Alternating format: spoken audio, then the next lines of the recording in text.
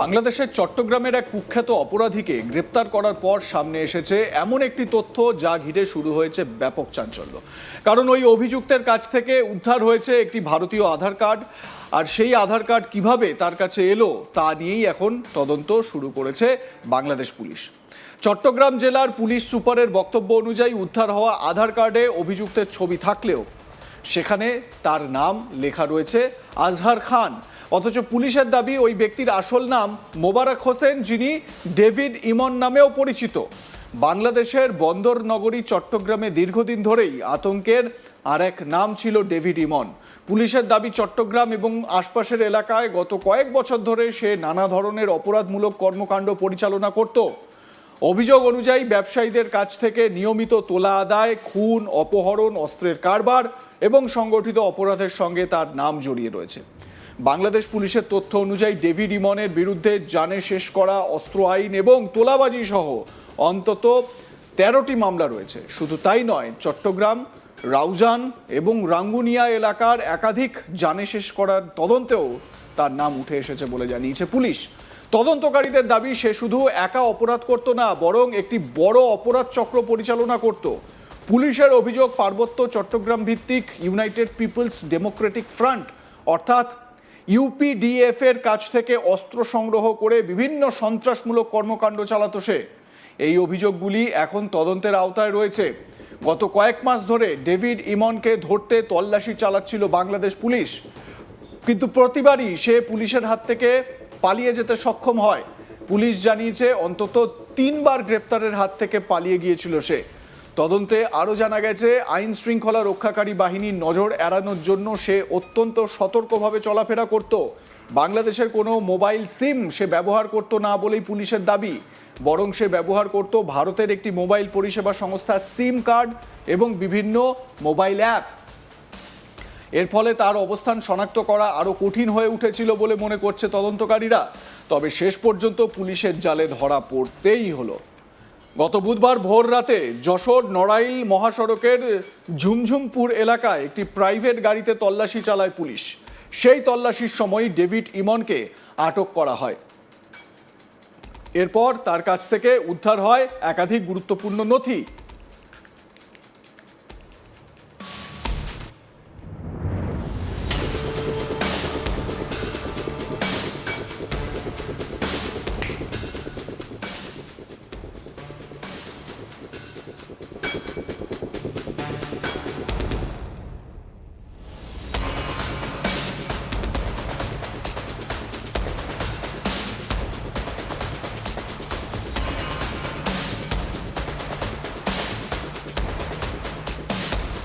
সবচেয়ে বেশি চাঞ্চল্য ছড়িয়েছে একটি ভারতীয় আধার কার্ড উদ্ধার হওয়ার ঘটনাকে কেন্দ্র করে।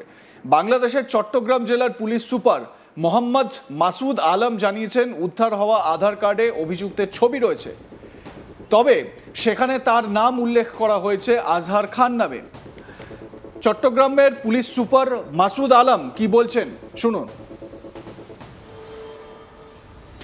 চট্টগ্রাম জেলার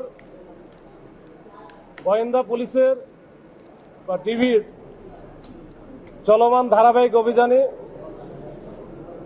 চট্টগ্রাম তথা এই অঞ্চলের আলোচিত শীর্ষ সন্ত্রাসী মোবারক হোসেন ইমন ওরফে ডেভিড ইমন সহ যে 5 জনকে গ্রেপ্তার করা হয়েছে এবং তাদের দেখানো মতো বা তাদের কাছ থেকে একটি বিদেশি পিস্তল, 2টি এলজি সহ অন্যান্য দেশীয় অস্ত্র উদ্ধার করা হয়েছে।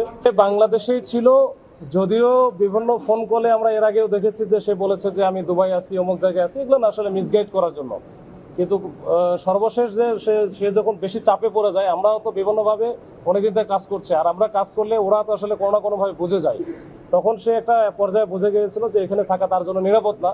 তখন কিন্তু ওই যে সাজ্জাদের পরামর্শক্রমেই এবং সকল, বিশেষ করে তার তো ইন্ডিয়াতে সে যাবে, এখান থেকে ওইখানে পার করবে, এটা কিন্তু অবৈধভাবেই যাবে এবং 6টার সময় ওখানে পৌঁছার কথা ছিল জিগরগাছাতে।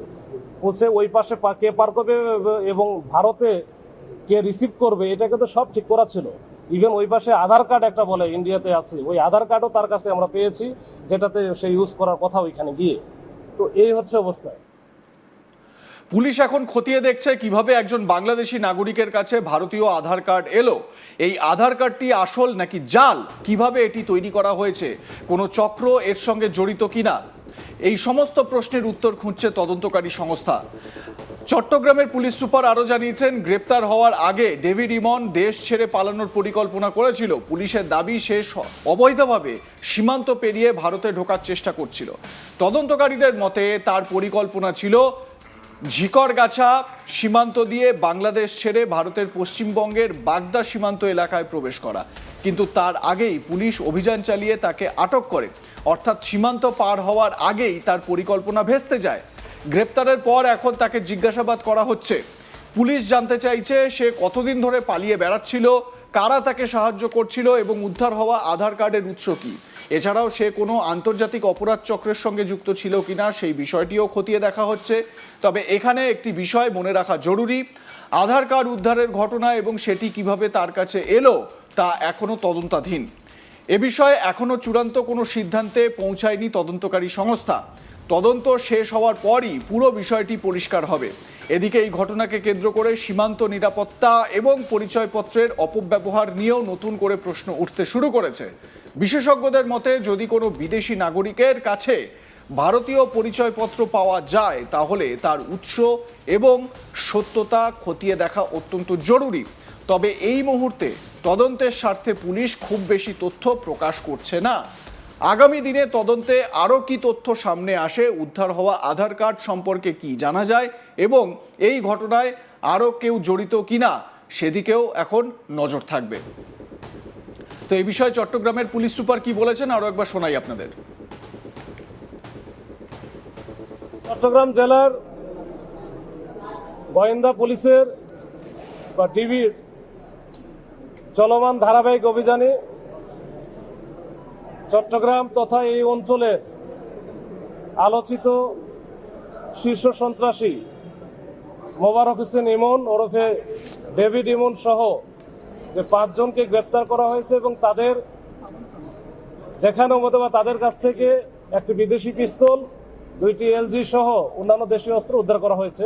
বাংলাদেশেই ছিল, যদিও বিভিন্ন ফোন কলে আমরা এর আগেও দেখেছি যে সে বলেছে যে আমি দুবাই আছি, অমুক জায়গায় আছি, এগুলো আসলে মিসগাইড করার জন্য।